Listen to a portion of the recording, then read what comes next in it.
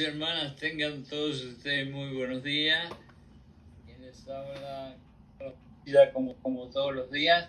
Y estamos en nuestro programa matutino, que es Hablando de la Biblia. Y en cada uno de estos programas quisiéramos presentarle en una forma corta, en una síntesis de 15, 20 minutos, a veces nos vamos un poquito más, de cada uno de los libros de nuestra preciosa Biblia.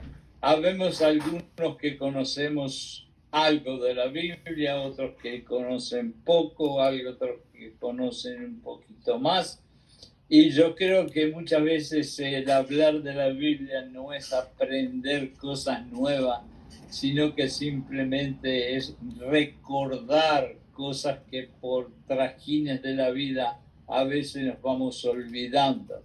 Así que hoy en día, gracias a Dios, estoy con mi familia virtual, que son ustedes, y con todo mi corazón desde ya he orado y le he pedido a Dios que el Espíritu Santo hable por mí y que sus oídos sean tocados por el Espíritu Santo para que 1, 2, 3 o 4 de estas humildes palabras se les puedan quedar en su corazón. Sin dar más vueltas, como decía mi abuelo y después mi tío, vamos a ir directamente al grano. Y vamos a hablar del libro de Romanos, empezando por la introducción al libro de Romanos. Recuerden que el libro de Romanos puede ser un libro para hablar meses de él, pero nosotros lo que queremos hacer es tratar de hacer una síntesis para que ustedes y yo lo podamos tratar de entender un poquito en pocos minutos. La introducción al libro de Romanos en la Biblia. La epístola de los romanos, como le gusta llamar en muchas iglesias al libro de Romanos, es simplemente conocido como el libro de Romanos. Es una de las cartas escritas por el apóstol Pablo que se encuentra en el Nuevo Testamento de la Biblia, y ustedes ya lo saben mejor que yo. Y esta carta es una de las más significativas y profundas en términos de tecnología y teología y enseñanza cristiana.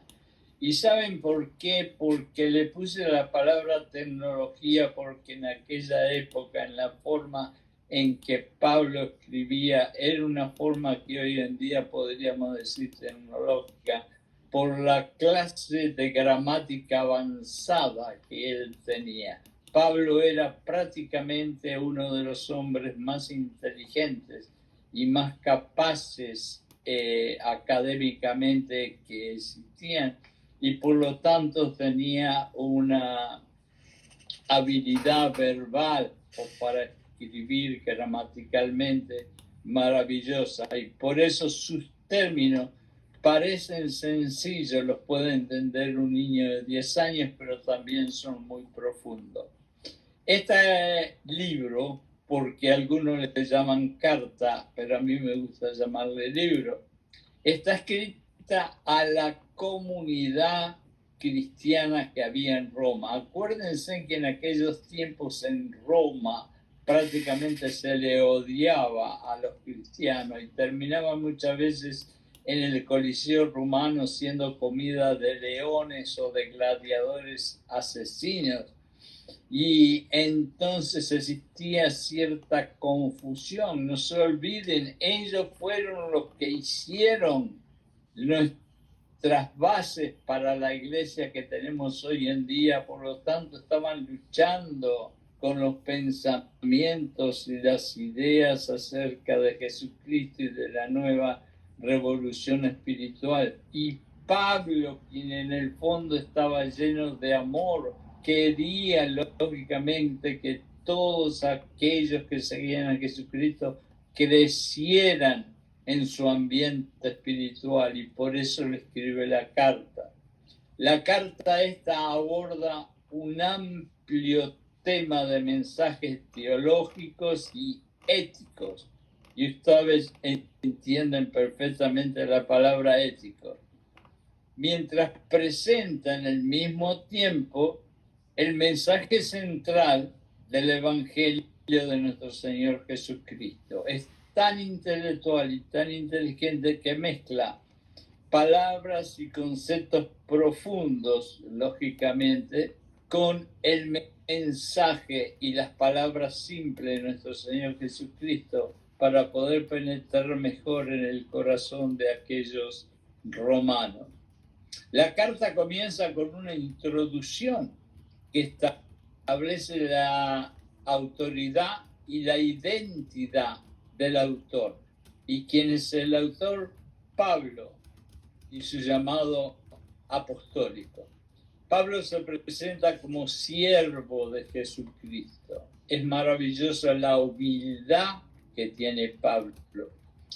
Y se presenta como siervo de Jesucristo separado para el Evangelio de Dios. Recuerden lo que siempre dice Pablo al principio de sus libros. Yo soy un discípulo por amor a Jesucristo y por la voluntad de Dios. Con esa humildad tan linda, Pablo se constituyó en el hombre que escribió la mitad casi del Nuevo Testamento, y el Espíritu Santo lo dejó que escribiera. Desde el principio del libro se revela la autoridad y la dedicación de Pablo a predicar el mensaje de salvación a través de Jesucristo.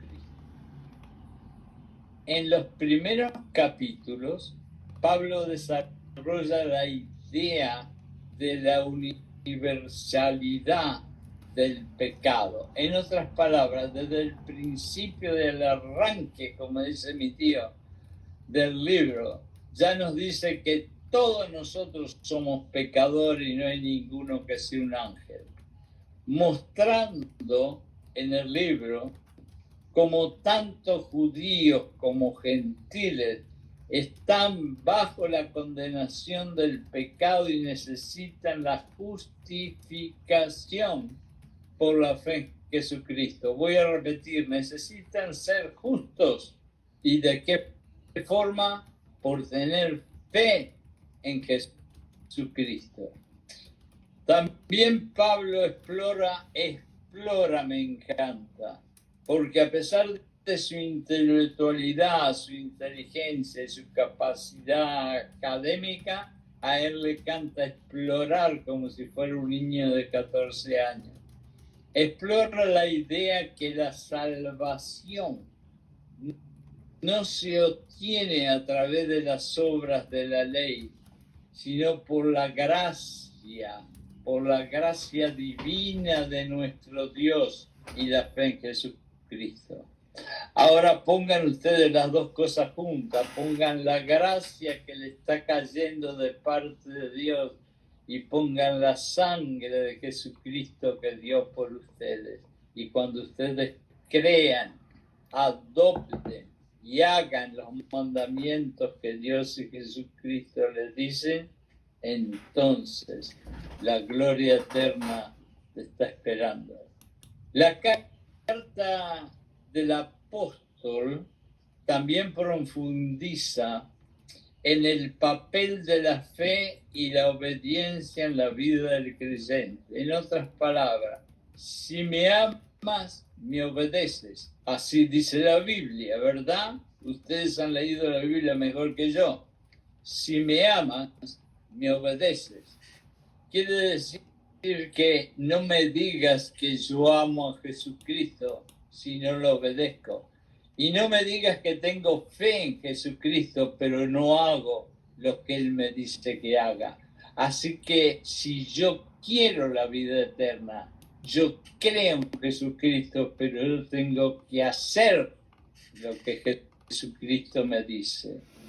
Él además discute cómo el Espíritu Santo obra, Pablo, lógicamente, en la vida de los creyentes para transformarlos, como dice Romanos 12:2, y llevarlos a una vida de santidad y de amor. Sí, el Espíritu Santo nos puede transformar. No es fácil, pero nos puede transformar. A medida que avanza el libro, Pablo toca temas como el papel de Israel en el plan de Dios, la relación entre la ley de los judíos y la gracia. También se refiere a la lucha entre la carne y el espíritu, que va a ser la batalla externa que tengamos hasta el día que muéramos, y la importancia de vivir en comunidad y mostrar amor unos por otros. Y aquí voy a poner énfasis en algo. En aquella época, la gente realmente era mucho más pobre de lo que podríamos decir un estándar de vida de hoy en día. Sin embargo, eran capaces de unirse por amor, algo que hoy se va perdiendo. Inclusive con lo poquito que tenían se ayudaban unos a los otros, se repartían la comida, se repartían el agua, se repartían el dinero, se repartían el amor. Esa comunidad de la que habla Pablo sería en su corazón lo ideal para que la cristianidad pueda crecer. Lamentablemente, lo digo de una forma no irónica, sino de una forma realmente casual. Existen iglesias gigantes, iglesias que tienen 5.000, 10.000, 15.000 personas, y yo creo en mi corazón, después de haberlas visitado, de haber caminado, de haber visto qué pasa y qué no pasa, que está lejos de lo que Pablo tendría en su cabeza cuando él dice ayúdense en uno a los otros y vivan en comunidad. Pero eso lo vamos a dejar para otro día. En resumen, el libro de Romanos, el libro, es una carta, y acá vamos a decir una carta teológica y ética, y vuelvo otra vez a la palabra ética, y vayan al diccionario y busquen la definición total en cristiano de la palabra ética, porque es muy importante. Es una carta teológica y ética que explora profundos conceptos relacionados con la salvación, la fe, la justificación y la vida cristiana, a tal punto que Martin Luther, el creador de la Reformación y el por el cual nosotros estamos aquí hoy y no en otra iglesia donde creen que los hombres son los que los llevan a Dios, gracias a él y a su tremenda coraje que tuvo en ese momento, fue que nosotros no solo estamos aquí, pero que le agradecemos a Pablo que escribió Romanos, porque él, Martin Luther, se basó en las palabras estas de Romano que escribió Pablo para hacer la conversión. Y fue cuando se dio cuenta que Pablo explicó perfectamente que no se necesita otro hombre para ir y pedirle que nos lleve a Dios, sino que nosotros podemos ir a través de ¿quién? Del que dijo yo soy el camino y nadie más. Y cuando él entendió eso, él creó la reformación de la cual nosotros hoy venimos. Es una obra esta de Romanos que no les puedo decir ahora porque no quiero ya mucho tiempo, pero que ha cambiado el corazón de muchos de los más grandes hombres y mujeres de estos últimos siglos, no de aquellos siglos, porque ya han pasado muchos siglos pasados, de estos siglos en que estamos viviendo y que han sido grandes predicadores Ellos han cambiado su vida y han llegado a la conclusión de seguir a Jesucristo gracias a este libro de Romanos. Así que ténganlo en cuenta. Y ahora vamos a hablar del mensaje principal del libro de Romanos y vamos a hacerlo rápido. El mensaje principal del libro de Romanos en la Biblia se centra en la doctrina de la justificación, y vuelvo con la justificación y debe ser porque es importante. Justificación es pasar de ser un pecador a ser una persona justa, y eso se hace por medio de la fe y la relación entre la ley y la gracia y la vida de los creyentes. Todo eso lo puso Pablo junto. El apóstol Pablo, autor del libro, explora, y me encanta porque siendo tan inteligente es humilde para decir explora temas como la pecaminosidad, el ser pecadores, de la total global población, es decir, él se aventura a hablar de los pecadores que somos todos los seres humanos. Se también aventura a decir que la obra redentora de Jesucristo y la salvación que podemos esperar va a provenir solamente de la sangre de Jesucristo.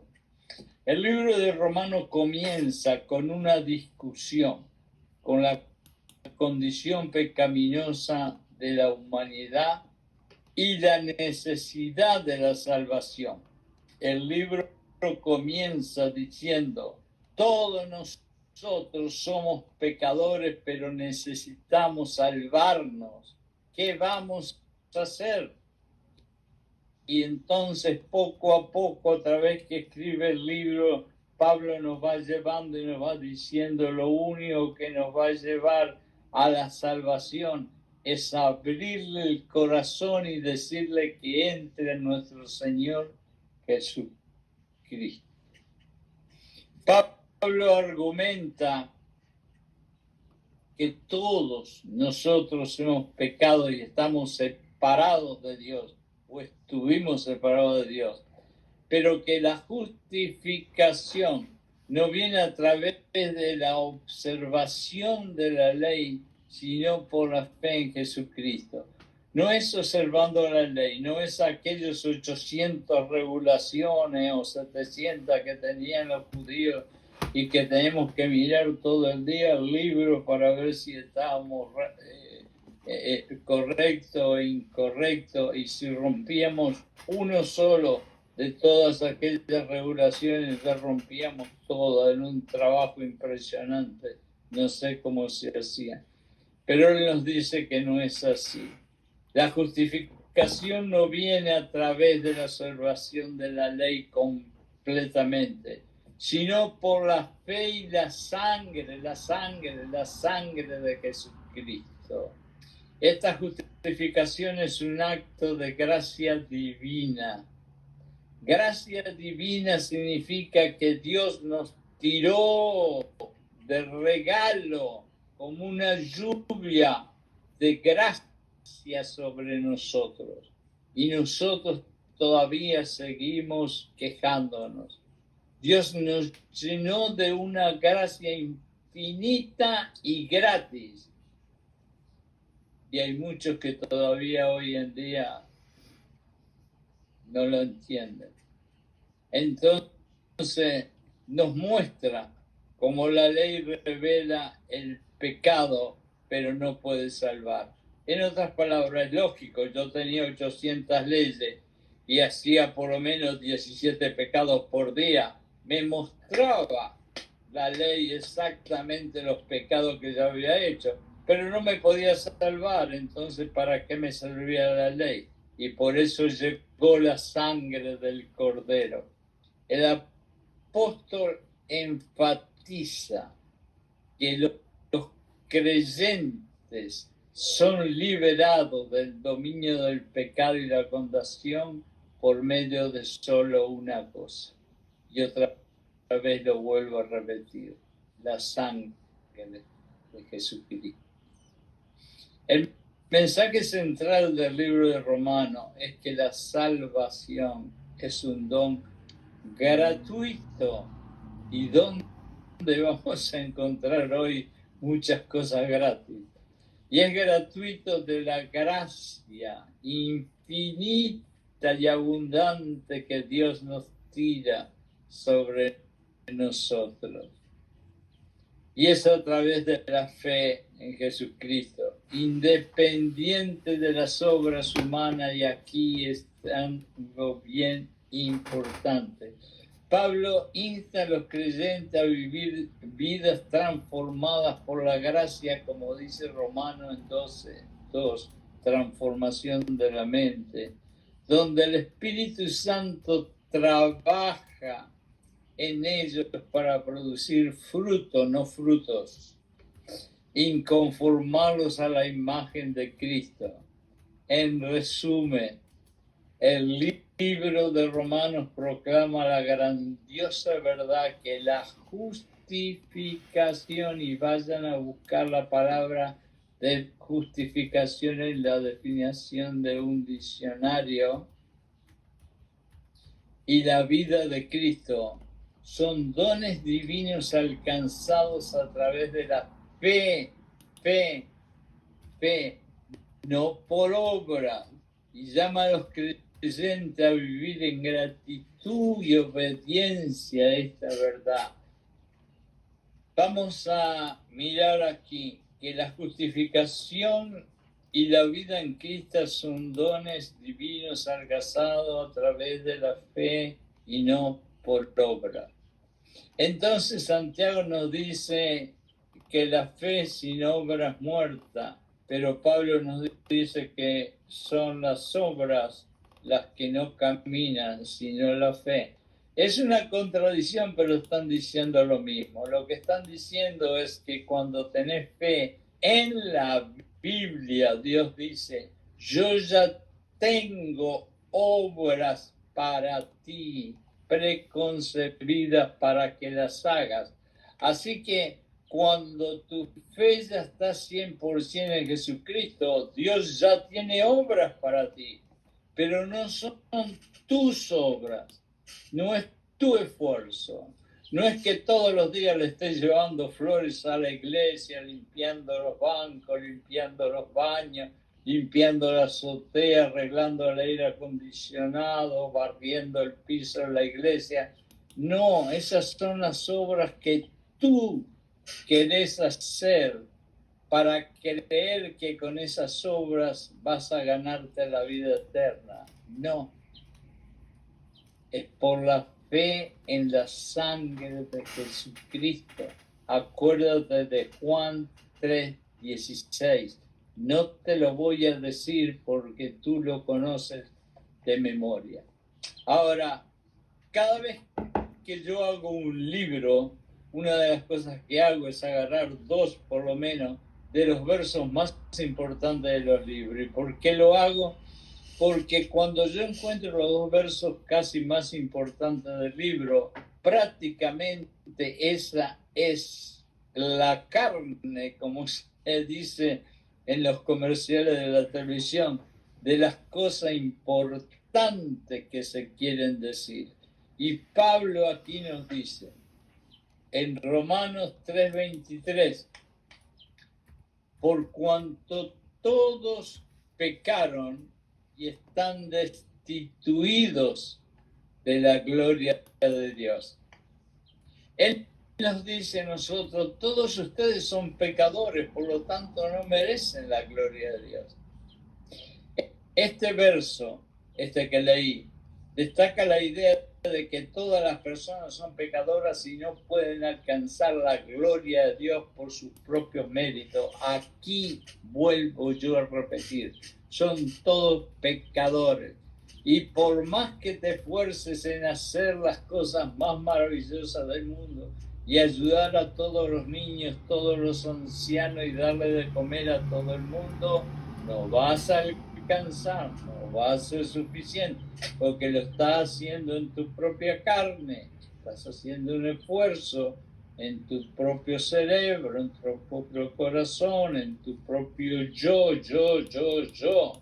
y no es así, es mirando, abriendo el corazón, aceptando que Jesucristo entre en ti, colgando tu carne en la cruz y dejando que Jesucristo viva en ti, que entonces vas a recibir la justificación.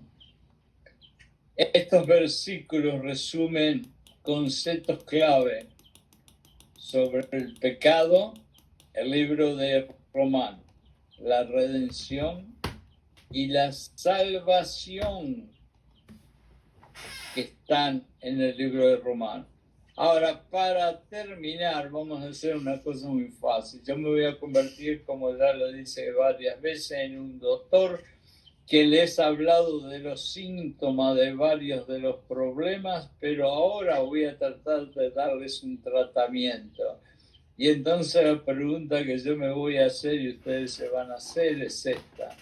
¿Cómo podemos aplicar el libro de Romanos en la Biblia a nuestras vidas personales? El libro de Romanos en la Biblia es una carta, vuelvo a decir, escrita por el apóstol Pablo, dirigida a la iglesia primitiva de Roma. A lo largo de este libro, Pablo aborda temas, como ya dije, teológicos y éticos, la ética, fundamentales que tienen relevancia para nuestras vidas personales. De nada vale leer un libro de la Biblia si no lo podemos aplicar a nuestras vidas personales. Aquí hay algunas formas de las que podemos sacarle provecho a este libro. Primero, la justificación por la fe es el primer tema que podemos sacarle provecho al libro para nosotros. Uno de los temas centrales de Romano es la enseñanza de la salvación, que no se obtiene por obras personales y esfuerzo de querer hacer lo mejor para Dios, sin permiso de Él, vamos a decirlo, sino por la fe y la creencia y seguir los mandamientos de nuestro Señor Jesucristo. Esto nos recuerda que nuestra relación con Dios no depende en nuestras acciones, no, sino que depende en la gracia de Dios. A ver si nos entendemos. Por más cosas que yo haga todo el día para la iglesia, para los vecinos, para los pobres, para los ancianos, no me lleva a que Dios tenga gracia por mí, sino que Él me da gratuitamente gracia a mí para que yo sea salvo. No es mi esfuerzo, es su corazón. Y todo esto lo podemos aplicar a nuestras vidas. Esto significa que no debemos, escuchen bien, no debemos esforzarnos por ganar la aprobación de Dios como que yo soy el único. Y no debemos tratar de ganarnos la aprobación de Dios a través de nuestras obras, esfuerzos personales, sino que debemos descansar en una cruz que fue asquerosa un día y hoy gracias a esa cruz somos salvos. Y descansar en esa cruz con Jesucristo sangrando. Y descansar en la gracia infinita y gratis que Dios nos da cada día. También podemos sacar en conclusión la lucha contra el pecado. Romanos presenta la lucha entre la naturaleza pecaminosa y el Espíritu Santo. Pablo habla sobre la realidad de la lucha contra el pecado en nuestra vida, pero también sobre el poder del Espíritu para ayudarnos a superar esa lucha. Solos somos comida de leones, pero con el Espíritu Santo, más grande es aquel que está en mí que aquel que está en el mundo. Aplicando a nuestras vidas esto, nos insta a ser conscientes de nuestras debilidades y a depender del Espíritu Santo para que nos ayude a vencer a pesar de esas debilidades que tenemos. Es bien importante que reconozcas cuáles son tus debilidades y le confieses de corazón al Espíritu Santo cuáles son para que te ayude.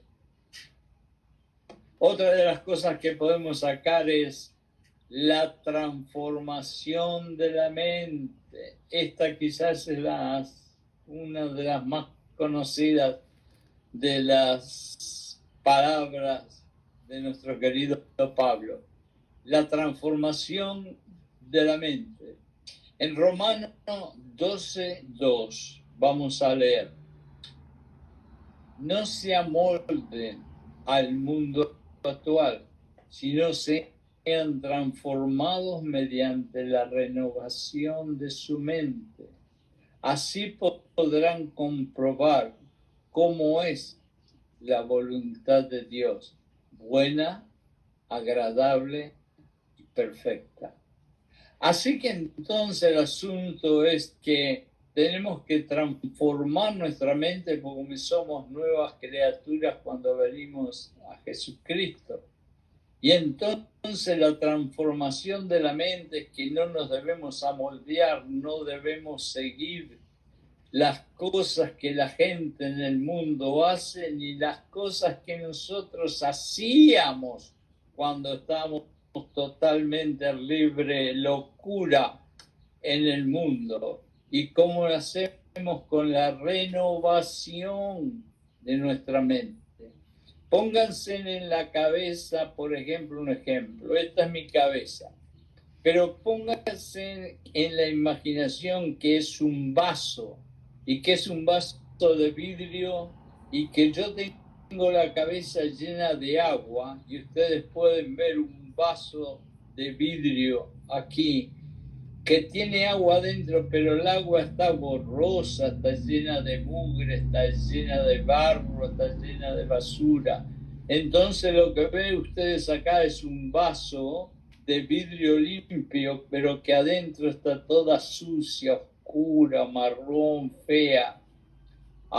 Ahora yo de repente me pongo abajo de una canilla o un grifo de agua, como le quieran llamar, y empiezo a dejar que caiga agua limpia, agua limpia, agua limpia a mi cabeza, que es un vaso.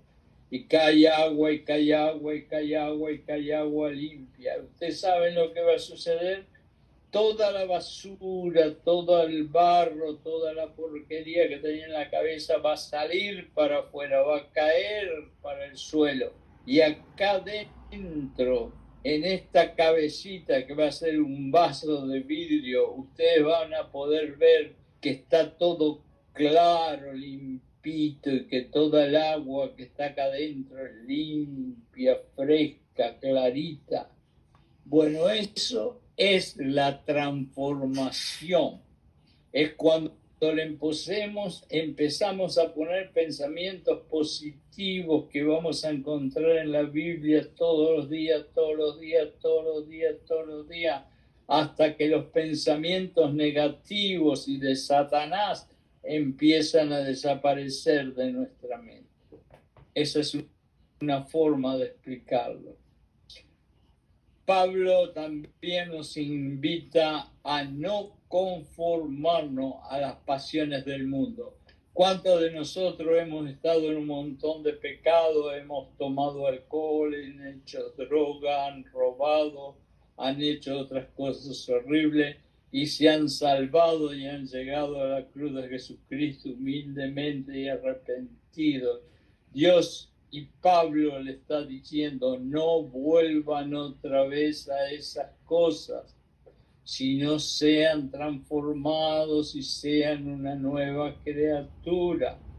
Esto de Pablo nos exhorta, nos llama a cuestionar y cambiar las formas de pensar y actuar que no están en línea con los valores del reino de Dios. Es decir, estamos haciendo algo que en vez de ir paralelo a los valores, a los mandamientos, a lo que Dios quiere, choca y no podemos entrar en el reino de Dios porque no estamos yendo paralelos sino chocando. Otra de las cosas que podemos aprender de este libro es el amor, escuchen bien, el amor y la unidad en la comunidad. En Romanos 12:15 habla sobre vivir en una comunidad como miembros del cuerpo en Cristo. Pablo hace énfasis en el amor, la humildad y la unidad entre los creyentes. Esto nos llama a tratar a los demás con amor como nosotros queremos ser tratados y servir a la comunidad y poner las necesidades de otras personas que están sufriendo más que nosotros primero que las cosas que nosotros queremos. En aquella época las comunidades eran pobres, no tenían casi comida, no tenían casi agua, no tenían trabajo porque los echaban porque eran cristianos y tenían que vivir de sobras que encontraban por las calles y muchos de ellos eran muertos en el Coliseo por los leones y por los gladiadores. Era una comunidad cristiana horriblemente sufrida y se juntaban en casa, no en iglesias gigantes y con calefacción y aire acondicionado. Y sin embargo, en esa pobreza había tanto y tanto amor, que si yo tenía un pedacito de pan y el que estaba al lado no tenía mucho, yo le daba la mitad de mi pedacito de pan. Y si Juancito le faltaba un poquito de agua, yo iba corriendo a darle. Y si María se caía de la escalera, yo iba corriendo a ayudarla a curarle las heridas. Y todos vivíamos en amor, sin interés ninguno de que otro nos fuera a recompensar ese amor. El amor de Jesucristo, vamos a entenderlo de una vez por todas, es un amor que no está esperando nada de ti. Y esa es la forma que tú tienes que amar si no querés sufrir en este mundo. Y yo conozco miles de muchachas y de muchachos que están llorando porque se les fue la novia, se les fue la novia, se les fue el esposo, se les fue la esposa, porque tenías a esas personas como ídolos. Y Jesucristo, que es el más grande del universo, te ama a ti sin esperar recompensa ninguna, un amor incondicional. Y ese es el amor que tú tienes que tener con tu novio, con tu novia, con tu esposo, con tu esposa.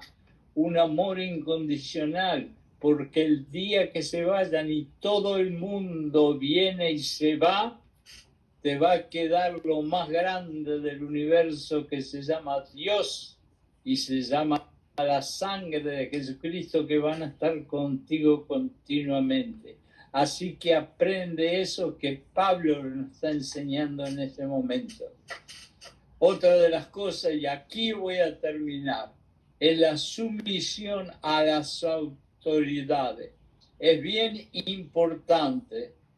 En Romanos 13, Pablo discute la importancia de someterse a las autoridades legítimas, aplicando a nuestra vida esto nos lleva a ser ciudadanos responsables y vivir en obediencia a las leyes y regulaciones de la sociedad en que vivimos. ¿Se acuerdan que Cristo, cuando tuvo que hacer la metáfora de la moneda, tuvo que pedirle una moneda a otra persona porque él ni siquiera tenía una monedita en su bolsillo. Él caminaba absolutamente sin nada y así se fue sin nada. Y nosotros queremos una mansión con 4 piscinas y 5 Mercedes-Benz en el garaje. ¿Qué diferencia?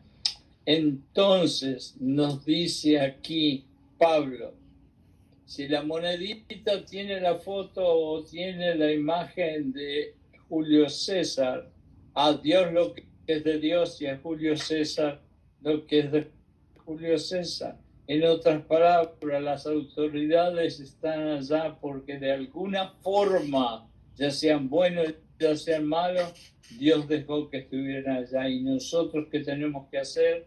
Respetarlos, respetarlos y respetarlos. Porque al respetarlos estamos mostrando obediencia, no por esos hombres, no por esas mujeres que están en posiciones de autoridad. Estamos mostrando obediencia por Dios, que nos dice que tenemos que hacer eso.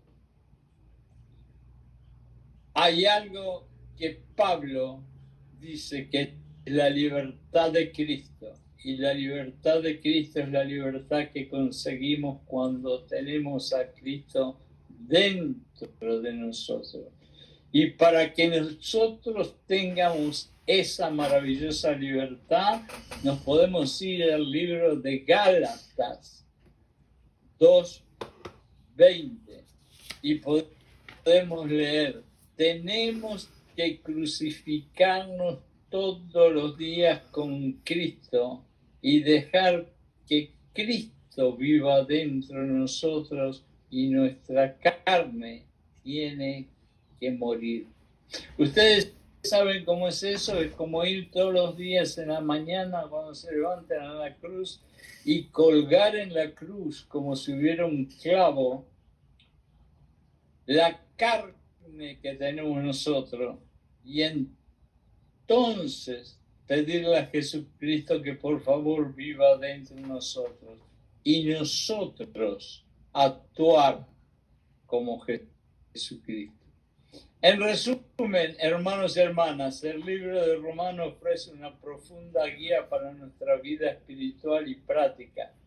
A través de sus enseñanzas sobre la fe, el pecado, la transformación, el amor y la responsabilidad, podemos encontrar dirección y propósito y responsabilidad en nuestras vidas personales, mientras buscamos vivir de acuerdo con los principios y los valores cristianos. Pero esto lo lograremos, y escúchenlo bien porque aquí termino el mensaje. Esto lo vamos a lograr únicamente si le pedimos al Espíritu Santo que nos guíe y nos revele cada día, cada una y todas las palabras de este libro. Hermanos y hermanos, que Dios los bendiga.